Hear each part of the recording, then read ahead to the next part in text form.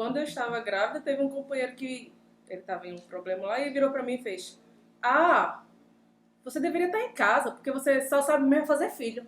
Não é trabalhar não, por conta do sistema que eles trabalhavam, que deu um erro, e acabam ficando tanto Risolene, que daqui a pouco vem aqui para nossa conversa, quanto eles trabalham com esse sistema, e os meninos já não têm tanta habilidade com ele. Então, quando dá um problema, e quem vai resolver é uma mulher, aquele problema, então quer dizer que, olha, esse sistema não serve de nada, e você, que é mulher, também não serve de nada. Aí nesse dia eu virei e disse, olha, meus pais me ensinaram a respeitar, era um homem mais velho, meus pais me ensinaram a respeitar os mais velhos. E eu respeito muitíssimo. Porém, respeito, exige respeito. Para eu mandar um ir para aquele canto é num instante. Você quer testar? Aí eu disse, se você for gritar comigo, eu vou ir de volta. E eu tô grávida, viu? Tem um atenuante. É porque nós somos, a gente veio de uma categoria, de um operariado ferroviário, né? Eu costumo sempre dizer isso, a gente, é uma questão também de educação. Por isso que nós mulheres, a gente precisa estar sempre buscando convencer os nossos colegas, né, que nós merecemos respeito. Isso vê que absurdo, é uma questão de convencimento. Eu tenho que te convencer que eu te mereço, eu mereço o respeito, porque assim, a gente veio de uma categoria ferroviária, um operariado ferroviário essencialmente masculino. Então você vê, hoje a nossa categoria tem uma média de 1.600 empregados, apenas menos de 400 são empregadas. A grande maioria são homens. Então, assim, é também complicado, porque essa grande maioria, principalmente para vocês duas, que trabalham numa área como a manutenção, realmente muito eu complicado. concordo com você na questão da conquista do espaço. Só que uma vez conquistado esse espaço, a gente precisa manter. E por conta disso, a gente não trabalha em paz. A gente está sempre em alerta para dar uma resposta na hora que for cabível. Pois é. Está de Bem, alerta. gente, nós chegamos ao fim desse primeiro bloco. E aí as companheiras Missinha e Raíssa vão ter que se ausentar, né? Missinha tem um compromisso. Raíssa vai dar espaço para a nossa companheira Risolene. Também vou resolver umas coisinhas ali. E aí a gente gostaria de agradecer a presença das duas. Foi um prazer. E que vocês fizessem as suas considerações finais, porque assim, a gente não vamos ter outros podcasts, né, específicos, tá? Onde a gente vai discutir especificamente a invisibilidade da mulher no mundo do trabalho, o assédio, o racismo, né? O machismo, a violência.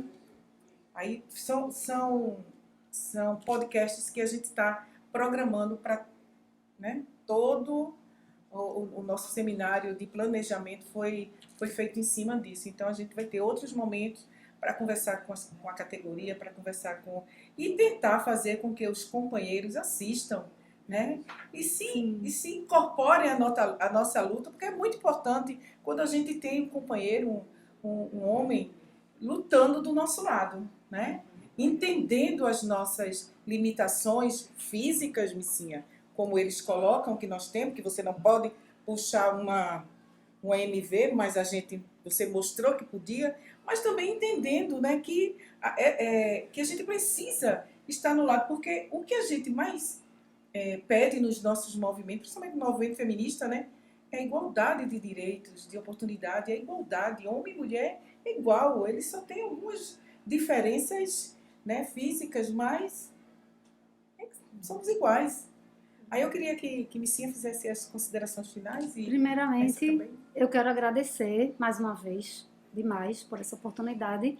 E eu quero aproveitar para dizer para nossas companheiras metroviárias que nos escutam agora, que elas tragam, que elas venham, participem, né? Que esse será o primeiro de muitos que se ela se sentiu representada por alguma dessas falas, ela venha contar suas experiências. E se ela passa por algum tema que não foi abordado aqui, então que ela fique de lá incomodada para falar também e que traga essas demandas, para a gente unir as forças e lutarmos todas juntas. Foi um prazer, meninas, estar aqui com vocês. Eu também tenho certeza que Risolene e Rosildo, que vão entrar aqui, vão fazer importantes considerações para essa nossa discussão, né? E convido novamente, eu acho que a gente vai ficar batendo sempre nisso para mais tarde, lá no 13 de maio, estejam todas presentes, tá certo? E não se calem, não se calem. É muito difícil a gente conseguir projetar a nossa voz, então não dá pra gente se calar, não dá pra voltar atrás. Retrocesso, já passamos 4 anos de um processo de retrocesso, agora é pra frente. Aproveitar que a porta agora está aberta, né? Exatamente. É isso, meninas. Estamos começando o segundo bloco do vídeo podcast em alusão ao Dia Internacional das Mulheres. Estamos agora com 2 companheiras, Risolene Nascimento e Rosilda Pinheiro. Gostaria que as companheiras se apresentassem. Eu sou Risolene, eu faço parte do Sindicato dos Metroviários de Pernambuco. Estou na suplência de formação, assumindo a pasta. E sou dos ferroviários, diretora de patrimônio. Os ferroviários do Nordeste. Dos ferroviários do Nordeste. E na categoria? Ferroviária. E metroviário, Sua função na categoria? Eu sou TGE, trabalho na administração do CMC, na materiais, fazendo os processos de compra de material da empresa, 30 e tantos anos só.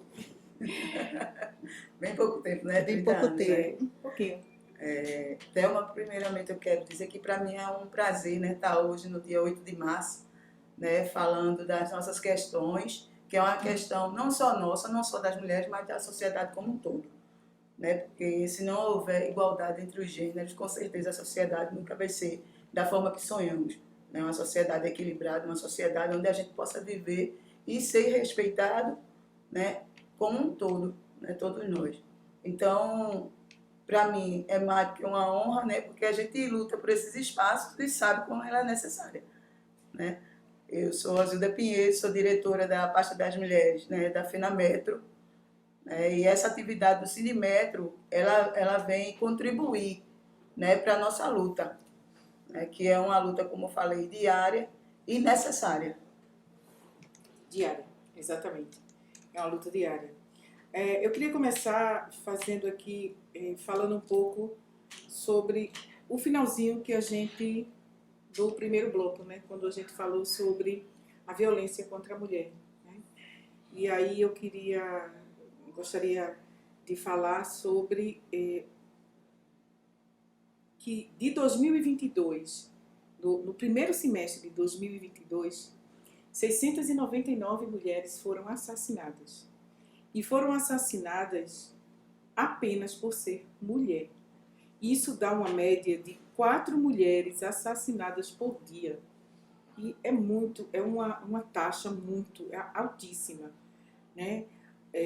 O governo Lula, ele criou o Ministério das Mulheres. E o que a gente espera do Ministério das Mulheres? Né? Primeiro que foi criado um Plano Nacional de Políticas para as mulheres. Né? E a proposta é um combate a todas as formas de discriminação. A proposta desse Plano Nacional.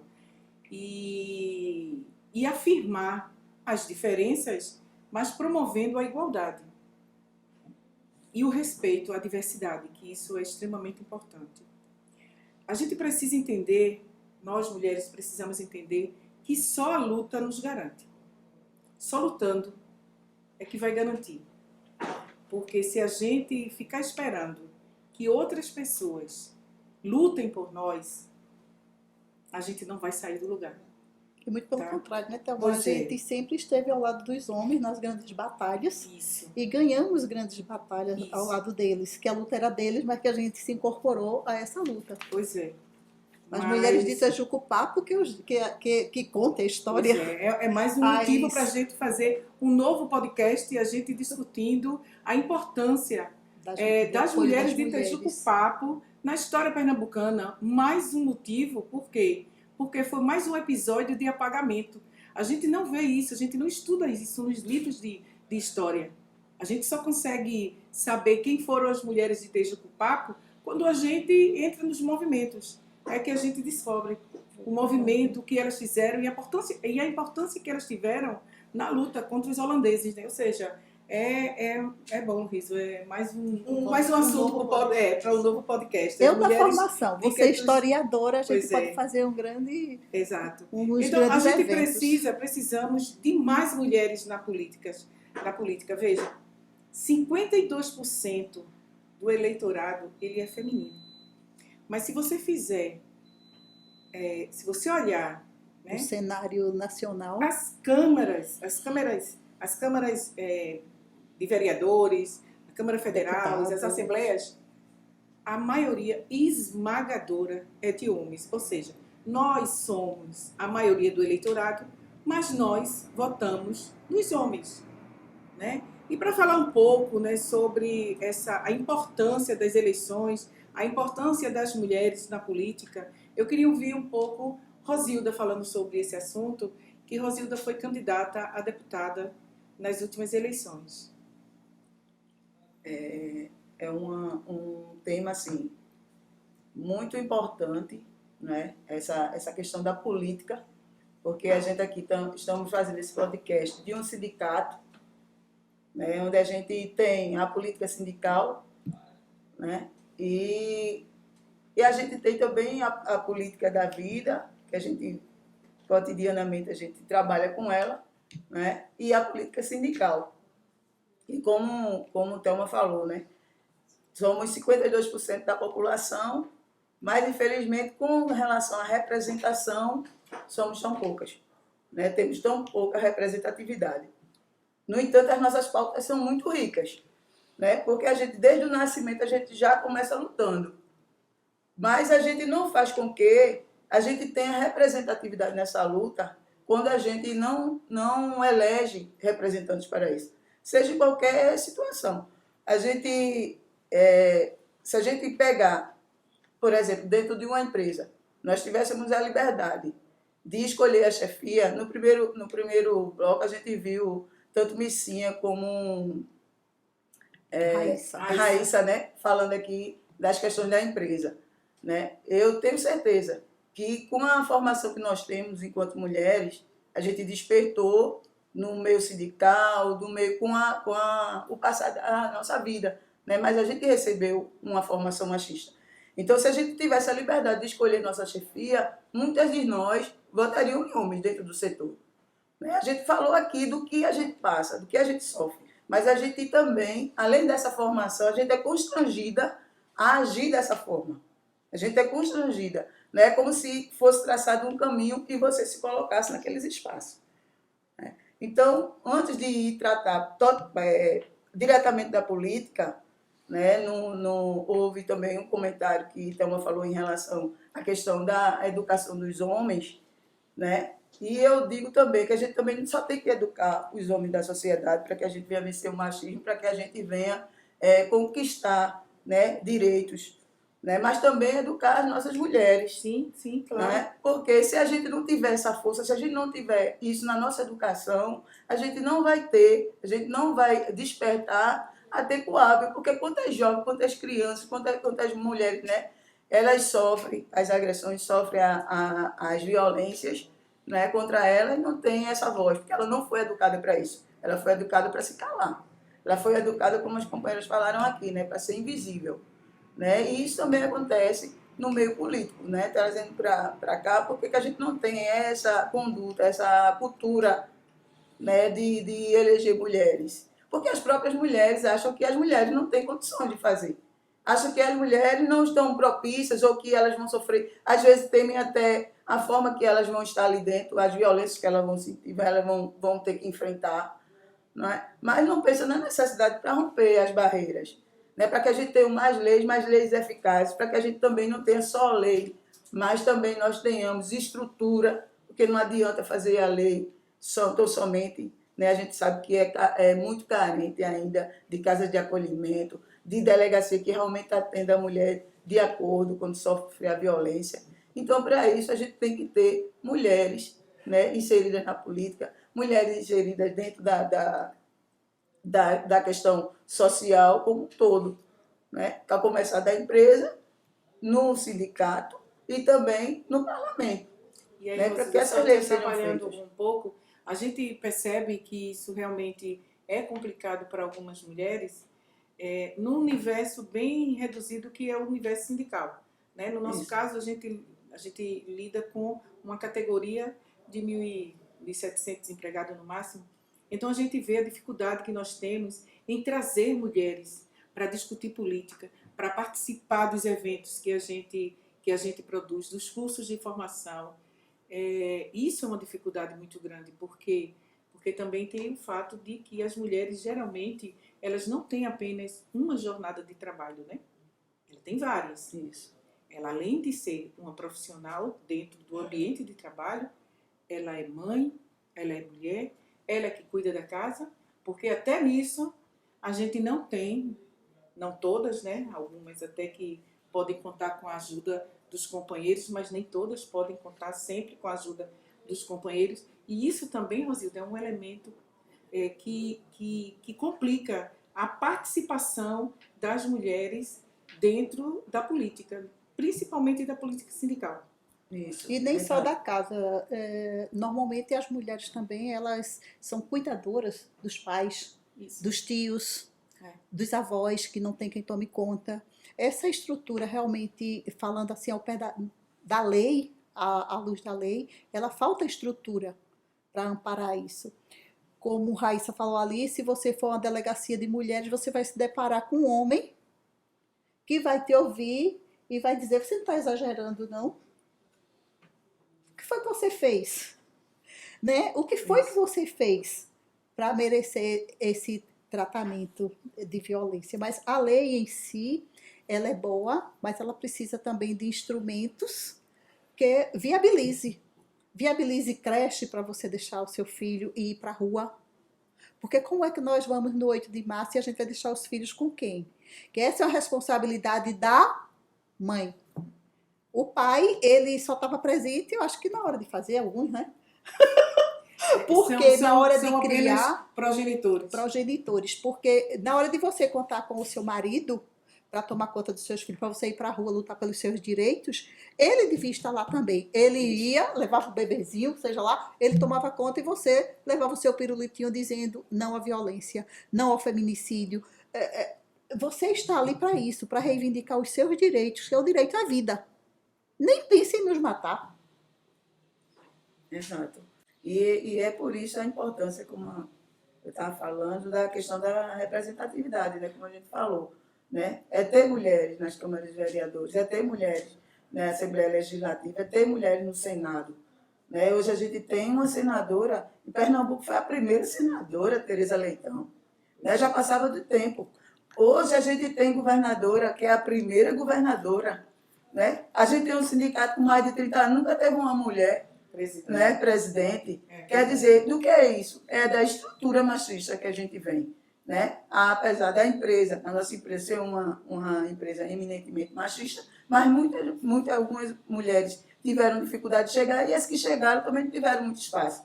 A gente vê hoje, né, com mais abrangência, porque existe a formação. Eu acho que muitas de nós começam a participar da política sindical e da política em geral, e começam a aprender, não é? Começam a aprender a dizer, não, eu tenho que esquecer os paradigmas que foi me imposto durante a minha vida e tenho que entender que eu tenho que ter meu espaço. Eu tenho que aparecer e eu tenho que me colocar nos lugares de poder também. Não ser o arcabouço, porque a mulher sempre é pioneira. Né? A companheira estava falando aí das companheiras de Itagipupapo, né? E quantas batalhas as mulheres não foram pioneiras, mas delas não se fala. Né? E sempre, as mulheres estão sempre à frente em muitas lutas, porque a gente também somos pessoas de coragem, né? Temos isso também em nós, porque senão não sobreviveríamos Acho que hoje a gente não votava, a gente não trabalhava, a gente não faria nada. Certamente. Né? Porque toda estrutura, e não é só da questão social, porque a gente sabe que tem influência muito do capital. Né? Para o capital sobreviver, ele precisa oprimir. Né? E nós fomos escolhidas a ser oprimidas para que, né, o capital continue crescendo e os homens continuem aparecendo. Mas e a tua experiência como candidata? Como é que foi? Assim, em relação à questão De gênero. de gênero mesmo, de ser uma mulher, de estar ali na política. Com 2 homens, né, que você estava... Isso. Eu, enquanto candidata, né, foi uma experiência assim, muito rica para mim. Né? Primeiramente porque era um ambiente em si que eu conhecia assim, mais de fora. Mas quando você começa a conversar com outras pessoas que já vivem a política diariamente, aí você começa a entender, mas também você começa a sentir por que não tem também tantas mulheres. Não é? Eu, como mulher negra, trabalhadora, né, operária, a gente começou a chegar nas comunidades, né, participar dos movimentos sociais, né, e ver que aquilo ali não era algo só do meu ambiente, vamos assim dizer. Você começa a ter uma amplitude maior. Né? E para mim foi uma experiência muito rica. Eu digo sempre, eu falo às pessoas, se você tem vontade, se você é uma pessoa que tem porque eu acho que muita coisa na nossa vida é vocacional também. Né? Eu não acho assim que você deve impor. E a questão política, eu acho que ela deve sim vir de uma vontade também da pessoa de fazer aquilo ali. Então, você começa já desde cedo ter aquela tendência, né, de muitas vezes deixar de brigar até pelo seu, para brigar dos outros. Então, eu esqueci o meu ali, porque eu vi fulano numa situação difícil. E eu acho que a política deveria ser isso, sabe? Se fosse dessa forma, não tinha tanta corrupção, não tinha tanta precariedade nos serviços públicos, não é? É você ser vocacionado, né, para realmente construir um mundo melhor. E essa experiência, para mim, foi rica demais, sabe? Eu tive um contato maior também com os movimentos, porque também sempre tem essa questão identitária na política, que eu acho que não deve se separar. A luta da mulher não deve ser separada da luta do negro, não é? ou do sem terra, ou dos vários movimentos sociais. Né? Ela deve ser conjunta, né? Porque ela sendo conjunta, realmente, isso, e isso vai nos fortalecer. Isso. Né? Quanto mais segrega, né? E aí você vê, você mulher, você negra, né? Você operária, né? Então, você fica olhando assim, não, eu tenho várias coisas. Se a pessoa for querer me dividir, o negócio fica complicado até para mim. Né? Então, foi uma experiência realmente muito boa. A gente conviver, né? Como a gente teve algumas reuniões com algumas pessoas, como Dani Portela, e outras pessoas assim, que são mulheres que já vêm nos representando. Já vem né? numa caminhada longa. A jovem Rosa, né, que foi eleita Foi também eleita, Rosa MST, né, Rosa Amorim. Quer dizer, são pessoas que faz com que a gente também cresça nossa mente, a gente ouvir, né, essas pessoas falando que também já tem uma certa estrada, não estou falando com relação à idade, mas realmente de se colocar, né, nessa questão da política. Está na luta, né? né? E para mim foi tudo muito positivo, assim. Eu acho que eu cresci bastante nesse período, sabe? Foi uma experiência muito boa. E ver mulheres, embora a gente aqui não tenha conseguido crescer tanto com relação à Câmara Legislativa, não é? Mas a gente vê mulheres realmente enfrentando esses obstáculos, faz com que você também se fortaleça para também fazê-lo junto com elas. É importante, Rosilda, o que tu falou aí em relação à questão das minorias, né? E aí eu trago esse debate um pouco para dentro da estrutura sindical, né? Porque a pasta que eu defendo é uma pasta essencialmente política, né? Que algumas pessoas não conseguem entender isso, acham que a pasta de gêneros e raças é uma pasta que De festa. produz eventos, né? Porque foi assim durante muito tempo. Foi assim durante muito tempo, mas não é. É a pasta que mais discute política dentro do sindicato, porque é a pasta que lida com as minorias. A questão do negro, a questão da mulher, a questão da mulher negra, que aí tem outro viés, a questão do LGBT, né? Da comunidade LGBTQIA+. Então, assim, é uma parte essencialmente política. E aí eu trago essa discussão para dentro do sindicato, né? Essa discussão que você fala de empoderamento da mulher, eu trago, e aí eu queria ouvir um pouco Risolina em relação a isso. Já que ela faz parte de dois sindicatos, né? Ela tem autoridade para falar sobre isso. Eu tenho duas formas de opressão. Uma opressão ferroviária e uma opressão metroviária. Agora mesmo eu estou com uma obra lá nos ferroviários e eu estou sozinha à frente disso.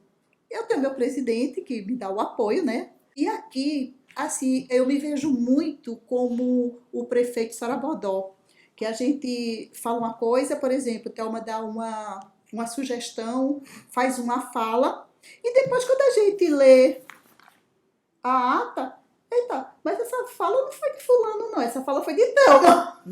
Tu entende? Essa fala foi minha, por que ela tá dando a voz de outra pessoa? Na ata, tá entendendo? Sarabodó acontece a mesma coisa lá naquela novela Mar do Sertão. Eu amo aquilo ali. Porque retrata o machismo de uma forma espetacular. Os homens são os machos dominantes e as mulheres astutas que tentam se sair. Porque a mulher de Sarabodó tem as ideias e ele, acabei de pensar nisso. Não, tive uma ideia. Aí repete a mesma coisa que ele disse, que ela falou naquele momento. E eu me sinto muito representada ali, porque é assim que acontece no mundo sindical. Verdade. Você já passou por isso. E você sabe bem do que eu estou falando, né, Rosilda? Você sabe muito bem. Porque nós somos emudecidas, inviabilizadas, você não pode aparecer, porque você não pode se projetar, porque quem pode se projetar é fulano.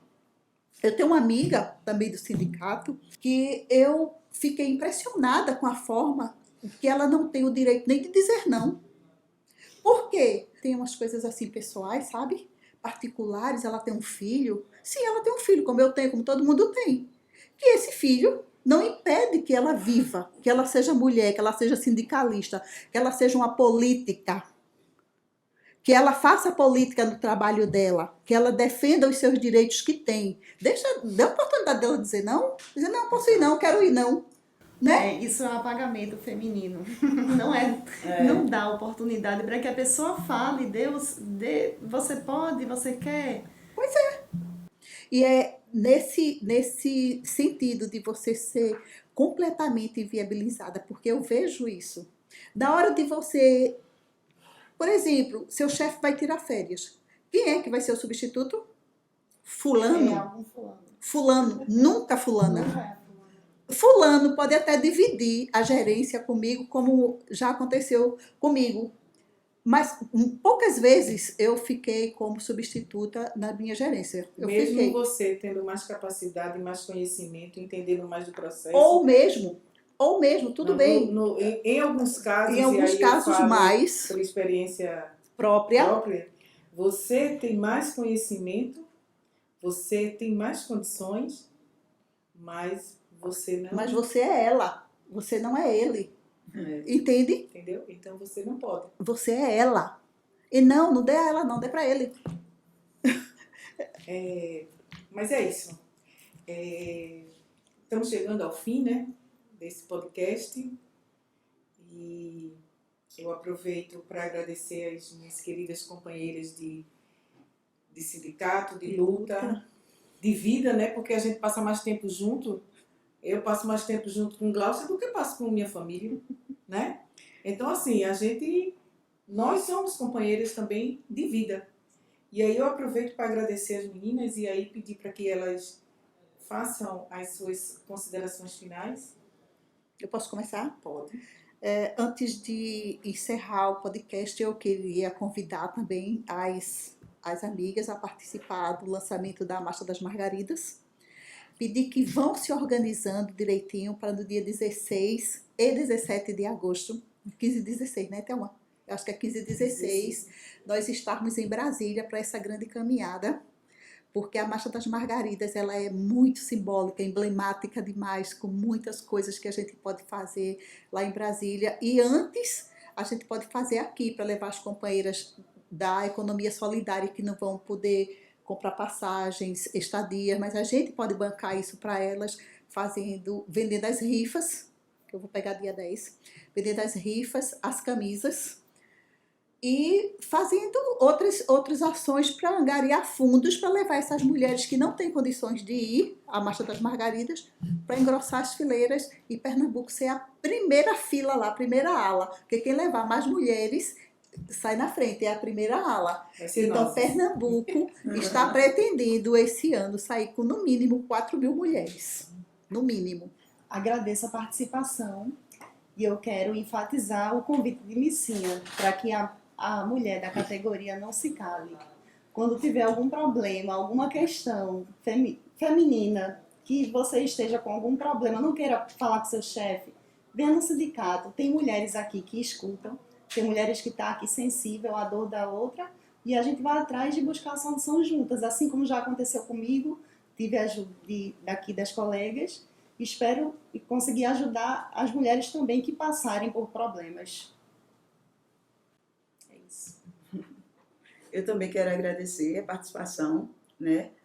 E antes de encerrar, né, esse podcast, né, tão importante, eu gostaria de falar também com relação à questão da privatização, né? Para nós, mulheres que ocupamos as vagas mais precarizadas, né, que somos as principais vítimas, né, como também somos, como eu tinha falado, como a gente também somos usuárias, né, ainda mais dos serviços públicos. Então, para a gente, quanto mais se estende, pior é. E também deixar uma mensagem, né, às companheiras, né, lá de Belo Horizonte, né, que elas sintam-se abraçadas, que elas, juntamente conosco, nesse 8 de março, né, estejam também nas ruas, né, dizendo não a muitas retiradas de direito, né, de tantas oportunidades, de tantas coisas que nos são negadas. Né? Muito obrigada, Thelma, por essa oportunidade, né, e sigamos na luta, crendo, né, que cada vez mais unidas estamos fortalecidas. Isso. Mas é isso, eu acho que Rosilda, ela nos deu mais um motivo para um novo podcast, que é aí a gente conversar sobre a questão da mulher, né, na privatização da empresa. Né, porque a gente sabe que muitos vão ser, em BH, muitos vão ser demitidos, mas quando você for olhar, a grande maioria que vai para a rua são as mulheres. São as primeiras a levar o facão, né? Nesse momento são as mulheres. Então é isso, gente. Eu reforço aqui mais uma vez, hoje à tarde, às 15 horas, no Parque 13 de Maio, todas as mulheres que puderem ir, a gente se encontra lá, Rosilda, Glaucia, Risolene. E nós vamos falar com o pessoal, né, para ver se consegue liberar quem quiser ir a partir das 15 horas. Isso. Então, assim, eu queria terminar com uma frase que eu vi ontem. Eu gosto muito de ler gosto muito de ler Angela Davis, né? E aí tem um livro que tem uma frase dela que diz assim: eu não estou aceitando as coisas que eu não posso mudar. Eu estou mudando as coisas que eu não posso aceitar, né?